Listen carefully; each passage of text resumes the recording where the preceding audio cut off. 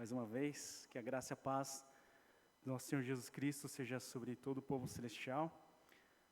Na semana passada a gente falou sobre a visão da igreja, né, sobre onde a gente quer chegar. Né, e hoje eu vou compartilhar sobre a missão do Ministério em Português. Quem lembra qual que é a nossa missão? Muito bem, é exatamente isso que você pensou. É cativar as pessoas para que façam parte do povo celestial. Simples assim. Convidar as pessoas, né, conquistar com simpatia, com gentileza, as pessoas para que façam parte do povo celestial. Como? Através da proclamação do Evangelho, das boas novas, e através do discipulado, através de um relacionamento intencional apontando para Cristo Jesus. É isso. Se você entendeu isso, meu trabalho hoje está feito. Dentro desse aspecto, eu queria trabalhar um pouco sobre a questão de sermos família. Né? Então, o primeiro ponto já é, nós somos uma família. Jesus, ele estabelece o nosso relacionamento, o relacionamento do povo de Deus, como família. Né? Jesus mesmo tem relacionamento com Deus Pai, e ele estende isso a nós. Né? Em Mateus 12, 49 e 50, ele diz assim: aqui estão minha mãe e meus irmãos, pois quem faz a vontade de meu Pai que está nos céus, este é meu irmão, minha irmã e minha mãe. Então, é esse tipo de relacionamento que ele estabelece entre a gente, de família. Ele poderia estabelecer vários tipos de relacionamento, mas Jesus, ele coloca, né, nós como sendo membros da família de Deus. E, de fato, na igreja a gente tem essa experiência da grande família. Hoje em dia, as famílias que vão se formando, elas se formam em um núcleo muito pequeno. Né? É um casal, ou assim, no meio secular, às vezes não é nem casado, só está morando junto. Né? E aí o filho é um pet. Né? Ou é um casal com um filho, ou às vezes o filho é filho, mas aí é madrasta ou padrasto, tem várias formações. E no máximo as pessoas querem ter 2 filhos, ou ter um filho e um pet. E eu não estou entrando no mérito de julgamento, tá? Eu quero deixar isso bem claro. Inclusive, se a gente for olhar a Bíblia com calma, tem muitas famílias de diversos jeitos, assim, né? Com vários tipos de formações. E o que eu quero dizer é que dentro da nossa sociedade, né, que cada vez mais os núcleos familiares são menores, a gente pode ter a experiência da família grande na igreja. Tem muita gente. Outro dia eu tenho um gosto meio duvidoso, né? Mas eu tenho mania de olhar o comentário das coisas, assim. Se tem um vídeo, eu gosto de olhar nos comentários ou num post assim. E aí estava vendo um que era de família, e a pessoa falando: eu sou filho único, eu não tenho filhos. E aí o pessoal, assim, comentando. Hoje em dia, muitas vezes, a pessoa não tem aquela experiência com, sabe, aquele primo inconveniente, ou com o tio legal, ou com o tio do pavê, ou para comer, né? Vai catar coquinho, né? A gente não tem, experiência com a avó, com a bisavó. A gente não tem muito essas coisas hoje em dia na sociedade. É comum ver pessoas que não têm esse tipo de experiência. Mas na igreja a gente consegue ter esse tipo de experiência. Quando a gente realmente vive como irmãos em Cristo Jesus, né? Tanto que as crianças me chamam de tio pastor, né? A primeira que me chamou foi a Nonô. Ela, tio Patô. Aí eu, tio Pato? Ela está me chamando. Aí depois eu entendi que era tio pastor. Ela tinha uns 3 anos, assim. E eu tenho uma hora alegria quando as crianças me chamam assim, né? Eu me sinto orgulhoso. Né? Mais do que quando, sei lá, me chamam de reverendo, né? Ou falam, o senhor, não, você, né? Mas quando as crianças me chamam de tio pastor, eu fico muito feliz e me sinto muito orgulhoso, assim. E a gente pode ter essa experiência na igreja, né? De uma família grande mesmo, da gente estar um pelo outro, né? Quando precisa. Eu tenho sentido muito isso ultimamente, né? Que, né, a gente inventou de ter um quarto filho, né? E aí as pessoas vão ajudando, né? Doando as coisas, tal, conversando, vendo se está tudo bem, orando por nós. E a gente tem essa experiência da família. Agora, dito isso, eu quero fazer uma provocação para vocês. Em Mateus 24, quando Jesus estava falando do fim dos tempos, ele fez uma analogia das épocas, citando das épocas de Noé. O que ele disse? Mateus 24, 38. Pois nos dias anteriores ao dilúvio, né? Tu não conhece, né? A arca de Noé, dilúvio. Nos dias anteriores ao dilúvio, o povo vivia comendo e bebendo, casando-se e dando-se em casamento, até o dia em que Noé entrou na arca. E eles nada perceberam, até que veio o dilúvio e os levou a todos. Assim acontecerá na vinda do Filho do Homem. Então Jesus estava alertando um sintoma que estava acontecendo naquela época, que nos dias de Jesus, é algo que Jesus estava apontando, e nos dias de hoje a gente também vê. O que é isso? As pessoas casavam, davam-se em casamento, comiam e bebiam. Agora, a pergunta que eu faço, a provocação, qual o problema disso?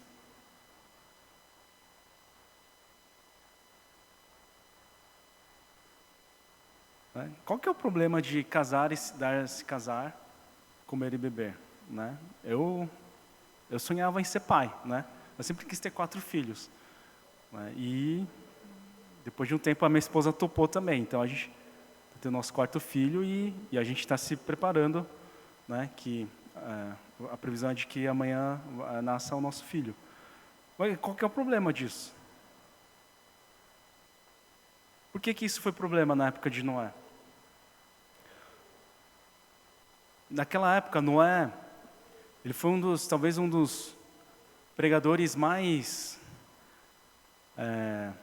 persistentes, né? E fiéis ao Senhor, porque ele pregou por muitos anos, dezenas e dezenas de anos, falando do juízo de Deus e do dilúvio, mas as pessoas não estavam nem aí com o que ele falava. E as pessoas simplesmente viviam até que chegou o dilúvio. E qual que é o problema? O formar família se tornou um fim em si mesmo. Acabei de falar da família, acabei de falar que Jesus, ele estabelece nosso relacionamento como família. Né? Mas o fato de ter família, né? É o que todo jovem quer, né? Que quer casar, né? E aí a gente que é casado fala, é bom sofrer um pouco, vai casar. Brincadeira. Brincadeira, tá? A esposa está acompanhando, mas isso, na verdade, é uma forma a qual a gente pode glorificar a Deus. A gente deve glorificar a Deus através disso. Né? Em 1 Coríntios 10, 31 fala, assim quer vocês comam, bebam, façam qualquer outra coisa, façam tudo para a glória de Deus. Então, na verdade, formar família é uma maneira de glorificar Deus. A primeira instituição, instituída por Deus, né? Desculpa o pleonasmo, foi a família. Lá no relato da criação, Deus fez homem e mulher, né? Para que se tornassem uma só carne, para que se formassem uma família. E do fruto desse relacionamento de amor, de aliança, nascem os filhos. Então, é uma maneira a qual nós podemos glorificar a Deus. Mas, porém, entretanto, a gente tem que fazer isso para a glória de Deus, para a honra e glória de Deus, através da minha família. Né? E eu aplico isso à igreja também. O fato da gente fazer o ministério, né? Eu estou falando sobre a missão do ministério em português. Quando eu digo missão, é a razão de nós sermos, né? O povo celestial. Porque tem tantas igrejas em São Paulo, por que ser mais uma igreja? Né? Para isso, para que a gente possa cativar as pessoas, para que façam parte do povo celestial. O que o povo celestial tem de diferente? Né? O que as nossas famílias têm, ou podem ter, ou devem ter de diferente das outras famílias que simplesmente casam, se dão por casar e comem e bebem como um fim em si mesmo. Né? A gente faz isso obedecendo ao Senhor, a gente faz isso para a honra e glória de Deus Pai. Então, segundo ponto, a família do povo celestial é formada por aqueles que creem e confiam na palavra de Deus. Então, o o que eu quero dizer? Todo mundo pode fazer parte do povo celestial. Quem fundou essa igreja foram os irmãos taiwaneses. E eu glorifico a Deus pela vida dos irmãos taiwaneses. Eu honro a vida deles. Né? E a gente, pelo sacrifício deles, pela dedicação deles, a gente tem a história da igreja, foi construindo a igreja e a gente vai fazendo a nossa parte, a gente vai passando o legado para os nossos filhos, né? E para os filhos dos nossos filhos. Né? Teve gente que fez isso, por isso que a gente pode se reunir e glorificar Deus juntos. Mas a igreja é para todos, todos podem fazer parte. João 1, 12 e 13, versículo famoso. Contudo, aos que o receberam, aos que crerem em seu nome, deu-lhes o direito de se tornarem filhos de Deus. Aqueles que creem em Jesus têm o direito de se tornar filhos de Deus, os quais não nasceram por descendência natural, nem pela vontade da carne, nem pela vontade de algum homem, mas nasceram de Deus. Todos aqueles que creem no Senhor, eles nasceram de Deus. E glória a Deus por isso. Nasceram pela vontade de Deus. E aí em João 3,16 diz: porque Deus tanto amou o mundo que deu o seu Filho unigênito para que todo que nele crer não pereça, mas tenha vida eterna. Então, o Senhor, né, Ele nos dá a vida eterna. E João 3,16 é citado no contexto da conversa de Nicodemos, né, com Jesus. E Jesus fala que a gente precisa nascer de novo para entrar no reino de Deus. Então, todas as pessoas que creem, que confiam no Senhor, todas as pessoas que têm fé no que Jesus fez por nós na cruz do Calvário, né, de morrer pelos nossos pecados, né, de nos dar a vida eterna, e não só isso, mas de nos tornar filhos de Deus, né, podem fazer parte da família do povo celestial. A família do povo celestial é formada por aqueles que amam a Deus. Né? E aí, voltando para o texto que o presbítero leu hoje: se alguém me ama, guardará a minha palavra. Né? Ou seja, a lógica, né, da família de Deus, aquele que ama a Deus, né? É o amor, aliás. Então, aquele que ama a Deus, guarda a palavra do Senhor. Meu Pai o amará, nós viremos a Ele e faremos nele morada. Então, o valor supremo da cultura formada na família do povo celestial é o amor. E não é um amor só sentimento, é muito mais do que isso. É uma decisão, é um estilo de vida. É uma obediência à ordenança do Senhor, de amar. E aí, 1 João, na primeira carta de João, o apóstolo João, ele discorre que aquele que ama a Deus, ama o próximo. Aquele que diz que ama a Deus e odeia o próximo, ele está mentindo. E a lógica é: como é que você diz que ama a Deus a quem você não vê, sendo que você odeia o seu irmão a quem você está vendo? Então, o amor é o valor supremo dentro da nossa cultura. A gente está num contexto multicultural, né? A gente tem pessoas de vários backgrounds diferentes, estados diferentes, de países diferentes, línguas diferentes. Né? Na nossa igreja, a gente tem 2 ou 3 línguas oficiais, né? O mandarim, taiwanês e português. Né? Só isso já é muita coisa, assim. Mas a gente vai construindo a nossa cultura, da nossa família, no amor de Cristo Jesus. Faz sentido para vocês? Essa lógica. Quando a gente vai se relacionar com as pessoas, a maneira que a gente vai se relacionar, a maneira que eu vou cumprimentar as pessoas, a maneira que eu vou conversar, o que vai pautar a minha conversa vai ser o amor de Cristo Jesus. E a lógica da obediência é o amor. Eu vou obedecer a Deus porque eu amo, porque eu reconheço o seu amor. Eu não vou obedecer porque se eu não obedecer eu vou ser amaldiçoado, eu vou para o inferno, sei lá. Não. Eu vou obedecer porque o Senhor me ama. E eu reconheço esse amor. Então, por amor a Ele eu vou obedecer. E obedecer é obedecer mesmo quando eu não quero. Mesmo quando é difícil. A gente toda a família está se reajustando para receber o novo integrante. Então, os meus filhos têm que ajudar nas tarefas de casa, né? Aí, às vezes, a gente pede, né, para um dos nossos filhos: pode lavar a louça? Aí, tem vezes que eles fazem com boa vontade, eles estão com disposição. Tem vezes que eles estão meio cansados, queria estar lendo um livro, um gibi, fazer outra coisa, fala, não quero, né? Fica com um bico desse tamanho assim, mas vai lá e obedece, né? Isso é obedecer, né? Obedecer quando eu quero, todo mundo faz. O difícil é obedecer quando eu não quero, né? Ou quando não tenho muita disposição no coração, né? Mas a gente obedece ao Senhor, porque a gente ama a Deus, né? E a família do povo celestial é formada por aqueles que guardam a palavra de Deus. E isso é uma marca profunda na família de Deus. Não é a minha pauta. Quando eu vou criar os meus filhos, não é do jeito que eu acho que é certo. É lógico que a gente vai fazer o que a gente acha que é certo, né? O que a gente acredita, mas eu preciso submeter o meu know-how, o que eu acredito na palavra de Deus. E ser moldado de acordo com a palavra de Deus.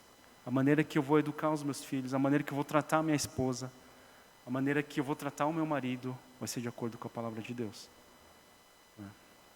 Então, por exemplo, os homens, né, e é um grande desafio isso para os casados, né, para os maridos, acolher a esposa, né, ser gentil com a esposa, mesmo quando elas são ríspidas conosco. Porque eu mencionei isso no primeiro domingo, mas uma constatação que eu tive assim é que as mulheres, elas se transformam quando estão com fome ou cansadas, né? Eu não reconheço assim. Aí depois que come, tá bem assim, nossa, é outra pessoa assim. É tipo a Fiona, né, do Shrek, assim, enfim. Sim. Só que a gente tem que ser gentil e acolhedor com as esposas, mesmo assim. E as esposas têm que ser respeitosas com os maridos, mesmo quando a gente pisa na bola, né? Agora, não sei se ainda é considerado meia idade, né? A idade que eu tenho, mas eu descobri de maneira muito intensa assim que eu não sei comer, eu não sei me vestir, eu não sei respirar, não sei fazer um monte de coisa assim, né? Assim, brincadeiras à parte, as mulheres têm que respeitar o marido. Né? Pode pensar, que patriarcal, machista. Não, é o que a Bíblia está nos ensinando. A palavra de Deus, que é milenar, né? E que ela é viva, eficaz ainda hoje, é isso que ela nos ensina. E olha só, quando a gente se submete ao Senhor, a gente obedece à palavra de Deus, uau, o casamento é restaurado. É de maneira tão simples, mas profunda. Tão simples, mas profunda. Quando eu vou educar os meus filhos, o que é mais importante? A carreira escolar? Né? Tipo, não, está no terceiro ano, né? Vai prestar medicina? Não precisa ir para a igreja, vai ficar estudando. Né? Eu tô falando um exemplo aleatório, tá? Não estou falando de ninguém especificamente. O que eu estou transmitindo para os meus filhos de valor que realmente é importante? A carreira escolar é mais importante que a igreja? Ou que a vida de fé, melhor dizendo?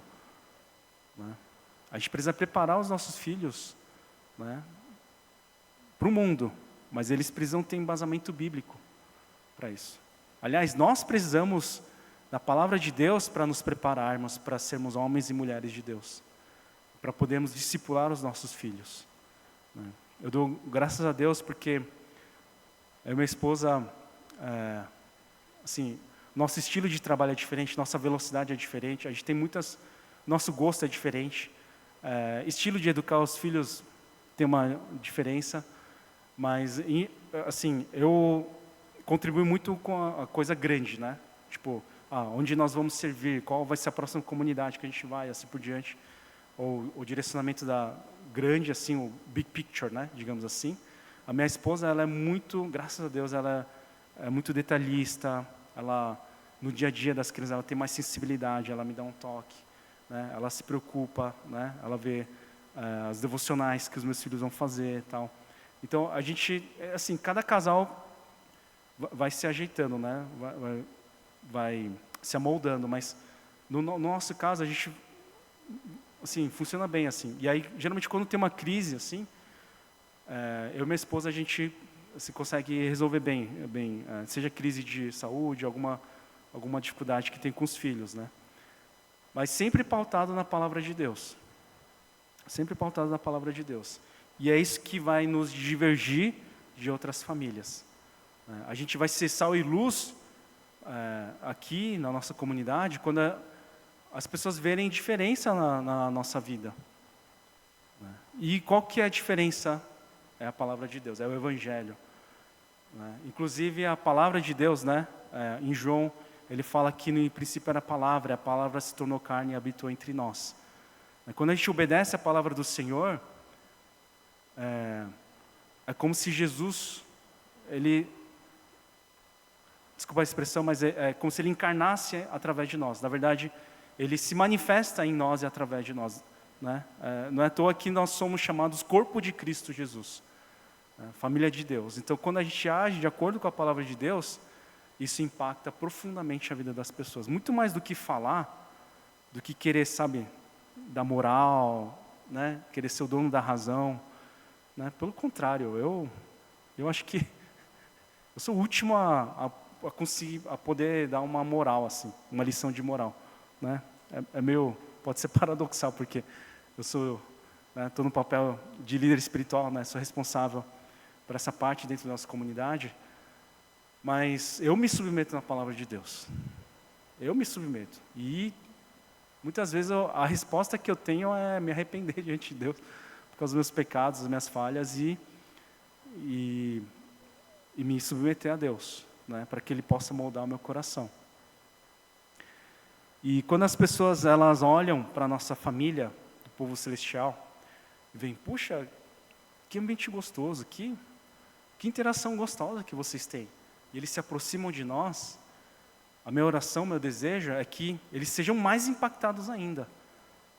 Pelo jeito que a gente trata a nossa família, a maneira que os jovens se relacionam, de amizade, a maneira que as crianças se relacionam com os mais velhos e assim por diante, porque exala o amor, o aroma de Cristo Jesus. Em Romanos 15,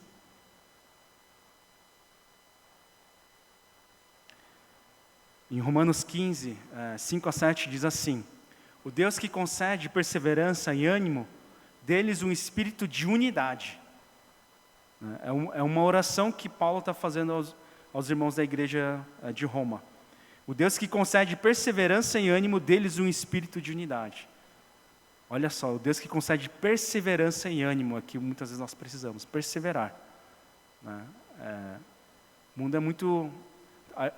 O dia a dia está muito imediatista, para chamar um carro, para a gente se locomover de um lugar para o outro, para pedir comida no aplicativo, é tudo muito rápido, Mas a gente precisa de perseverança. Mesmo quando as coisas não dão certo, a gente precisa de perseverança, por aquilo que vale a pena. E a gente precisa de ânimo. E ele ora para que nós tenhamos o espírito de unidade, segundo Cristo Jesus. A nossa referência é Cristo Jesus. A referência da nossa família é Cristo Jesus. E dou graças a Deus por isso. Para que com um só coração e uma só boca, vocês glorifiquem ao Deus e Pai de nosso Senhor Jesus Cristo. Para que Deus seja honrado e glorificado através disso. Para que a gente possa olhar para o nosso familiar e glorificar a Deus através da vida do nosso familiar. Portanto, aceitem-se uns aos outros da mesma forma como Cristo os aceitou, a fim de que vocês glorifiquem a Deus. Então, e aí Paulo está falando assim, de aceitar uns aos outros, está falando de acolhimento. Lembra que eu falei da família grande, Que aí tem o tio que é solteirão, tem a tia que é inconveniente, Ou tem o tio o primo da piada sem graça, tem o outro que é o tio mais legal do mundo, Tem os avós, aí tem os netos, Tem as crianças, que ficam bagunçando. E a família grande é boa porque a gente aprende a conviver isso já dentro do núcleo familiar. E na igreja também. A gente tem pessoas aqui de backgrounds completamente diferentes. Tem gente que venho de outras religiões até, budista, ou, sei lá, de outras religiões, de feitiçaria, ou de ateu, de uma família ateia, ou nem pensava nisso, e veio a se converter, ou era católico, assim por diante. Tem pessoas de estilos diferentes, de ocupações e trabalhos diferentes. E a gente vai acolher todas essas pessoas. O gosto é diferente. Tem gente que torce para o Palmeiras, tem gente que torce para o Corinthians. Né? Tem gente que é mais de um lado no espectro político, tem gente que é de outro lado. A gente vai acolher todas as pessoas. Né? A gente vai aceitar essas pessoas no seio da família de Deus. Mas também vai ter confrontação em amor. Porque a gente quer crescimento. O pai que ama os filhos, ele disciplina os filhos. Deixar os filhos, sabendo que eles estão indo para um caminho errado, um caminho que leva à perdição, porque quer ser um pai legal, porque é inconveniente, ou enfim, por outras razões, parece bom, mas na verdade a gente pode questionar o amor. Você ama realmente o seu filho? Se você ama, você pensa aonde ele está indo, para que direção ele está indo? E se é um caminho que a gente sabe que não é bom, o mais natural é ter a intervenção dos pais, a confrontação, né, de pensa, o que você está fazendo, para que caminho você está indo? Repensa isso, é isso mesmo que você quer? Você sabe que o final, a conclusão vai ser essa? Né, tem confrontação, né, e o discipulado é um relacionamento intencional que resume bem o ponto certo desse tipo de relacionamento, que é um relacionamento de comprometimento, um relacionamento de intencionalidade, de apontar para Cristo Jesus, de saber que eu também sou sujeito a ser confrontado, né, a vir conversar, a ser corrigido, né, como eu também vou fazer, porque a gente quer o bem um do outro. Né, não é porque eu quero, assim, colocar meu nome ou me impor. Não, pelo contrário. Pelo contrário, é pelo nome de Cristo Jesus, para a honra e glória do nosso Senhor e para a edificação das pessoas. Para que você possa viver a vida que Deus preparou para você. Né? Então, e aí, nisso tem a edificação mútua e nós glorificamos a Deus. Então, concluindo, Deus nos fez família, é a maneira a qual Deus é glorificado. E quando temos a plena unidade em Cristo Jesus, nosso Senhor, Ele é glorificado. Essa oração que Ele faz em João 17. E citando o versículo 23, Jesus ora assim: eu neles e tu em mim, que sejam levados à plena unidade, para que o mundo saiba que tu me enviaste e os amaste assim como amaste a mim.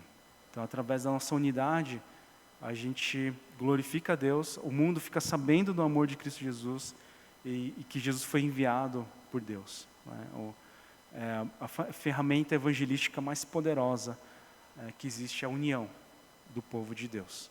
Né? E a união na diversidade. A união não quer dizer uniformidade, mas quer dizer que nós confiamos no nosso Senhor Jesus Cristo, nosso Pai, nós nos submetemos a Ele e nós caminhamos juntos para a honra e glória do nosso Senhor. Que Deus nos abençoe, que todas as famílias do povo celestial sejam abençoadas, que nós realmente possamos continuar formando uma família do povo celestial. Eu acredito de verdade que a igreja é uma extensão da família e a família pode se tornar um núcleo, uma pequena igreja, né? Um núcleo de fé. Né? Que seja assim nos nossos lares, que a gente possa compartilhar o amor de Cristo Jesus aos nossos irmãos, às nossas irmãs, nossos pais, cônjuges, e que assim nós possamos viver tudo aquilo que Deus preparou para nós, para a honra e glória do nosso Senhor. Vamos ter um tempo de oração, convido a equipe de louvor a vir à frente.